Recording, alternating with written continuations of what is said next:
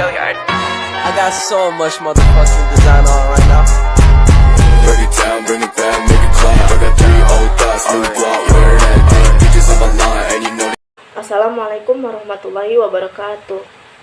Pertama-tama marilah kita panjatkan puji syukur kehadirat Allah Subhanahu wa taala karena dengan izinnya lah saya dapat membuat tugas ini dalam keadaan sehat walafiat. Tak lupa salawat dan salam kita aturkan kepada junjungan kita Nabi besar Nabi Muhammad SAW. Semoga rahmat dan maghfirahnya akan sampai kepada kita selaku umat pengikutnya.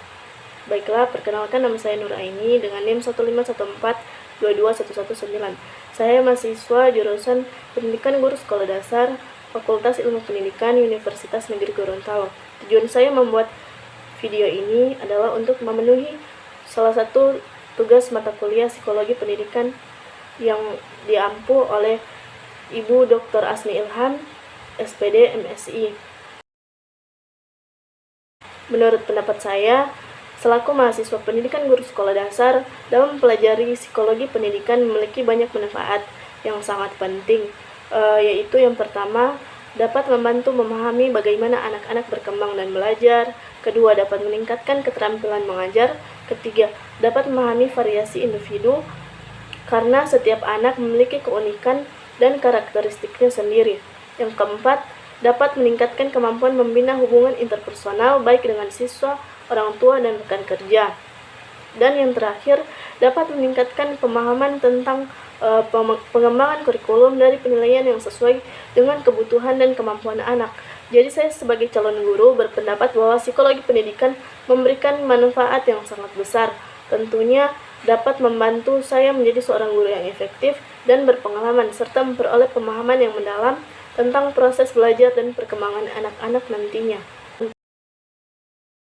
Untuk pertanyaan yang kedua, yakni saya memilih teori belajar konstruktivisme karena teori ini menekankan pentingnya peran aktif siswa dalam membangun pengetahuan dan pemahaman mereka melalui interaksi dengan lingkungan dan pengalaman belajar.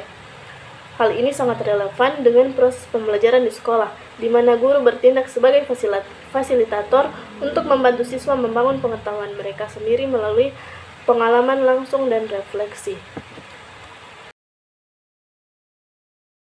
Menurut saya, peran guru sangat penting dalam menghadapi perbedaan gaya belajar dan gaya berpikir siswa di dalam kelas. Guru harus mampu mengidentifikasi dan memahami kebutuhan belajar siswa, serta mengadaptasi metode pengajaran yang sesuai dengan gaya belajar dan gaya berpikir mereka. Sebagai awal, guru dapat melakukan evaluasi gaya belajar siswa dengan berbagai cara, seperti pengamatan dan konsultasi dengan siswa dan orang tua. Dengan memahami gaya belajar siswa, guru dapat memilih dan mengadaptasi metode pengajaran yang tepat seperti visual, auditori, atau kinestetik. Selain itu, guru dapat memvariasikan metode pengajaran dan menggunakan pendekatan yang berbeda untuk memenuhi kebutuhan belajar siswa. Guru juga harus dapat menghadapi perbedaan gaya berpikir siswa di dalam kelas.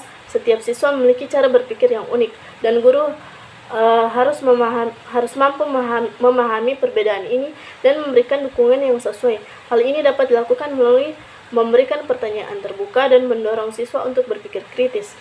Selain itu, guru juga harus membangun lingkungan yang inklusif di dalam kelas dan memfasilitasi kolaborasi antara siswa dengan latar belakang dan gaya berpikir yang berbeda. Guru juga harus menyadari bahwa setiap siswa memiliki potensi yang unik dan harus diperlakukan secara individual. Dengan memahami kebutuhan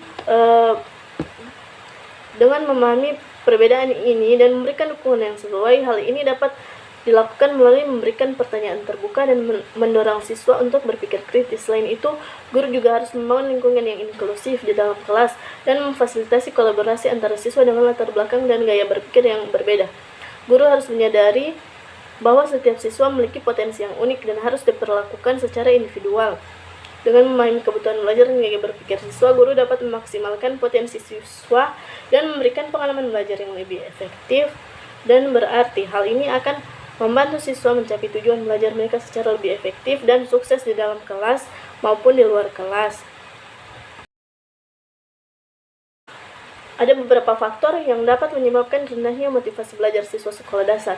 Di antaranya, yang pertama, lingkungan belajar yang kurang mendukung, yang kedua, kurangnya keterlibatan siswa, dan yang ketiga, rasa tidak percaya diri. Nah, Untuk meningkatkan motivasi belajar siswa sekolah dasar, ada beberapa upaya yang dapat dilakukan. Yang pertama, membuat lingkungan belajar yang mendukung. Guru dan sekolah dapat memastikan bahwa lingkungan belajar siswa memenuhi kebutuhan mereka, termasuk memastikan ketersediaan sumber daya dan fasilitas yang cukup. Yang kedua, melibatkan siswa dalam proses pembelajaran. Guru dapat memastikan bahwa siswa merasa terlibat dalam proses pembelajaran dan melihat relevansi materi pelajaran dengan kehidupan mereka sehari-hari. Hal ini dapat dilakukan dengan mengajukan pertanyaan terbuka, memberikan tugas yang menarik dan relevan, dan memfasilitasi diskusi yang mendorong partisipasi siswa.